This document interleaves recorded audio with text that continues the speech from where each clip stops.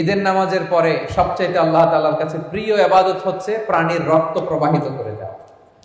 এবং বিষ্ণু ইসা ইসলাম বলেছেন কিয়ামতের দিন এই প্রাণী তার শিং, তার চামড়া, তার পশম নিয়ে বিশাল সওয়াবের পাহাড় হয়ে দাঁড়াবে। পড়ে আল্লাহু আকবার। এজন্য হজ্জাজ বাইতুল্লাহ যারা হজে আছেন আল্লাহ তাআলা তাদের হজকে কবুল করুন।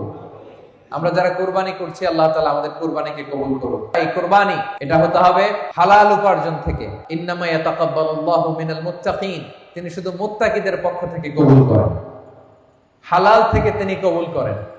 হারাম দিয়ে বিশাল 5 লক্ষ টাকা দিয়ে আপনি হাটের সবচাইতে বড় গরুটা কুরবানি করেছেন, ওই কুরবানি কশিনকাল আল্লাহ তাআলার দরবারে কবুল হবে। আর সামান্য কিছু অর্থের মালিক আপনি, একা একটা কুরবানি দেওয়ার সক্ষমতা নাই, হায়রে 7 জন মিলে ভাগে কুরবানি দিচ্ছেন, ওইটা আল্লাহর আরশে আগে কবুল হয়ে যাবে। এজন্য আমরা সবসময় হালালের সাথে থাকি। কিসের সাথে? হালালের সাথে। হারামের সাথে আমাদের কোনো সম্পর্ক নাই। হালাল থেকে অল্প দান করলো এটাকে কবুল করে কে? আর হারাম থেকে কোটি কোটি টাকা দান করলো সে দান আল্লাহর দরবারে কবুল হয় না।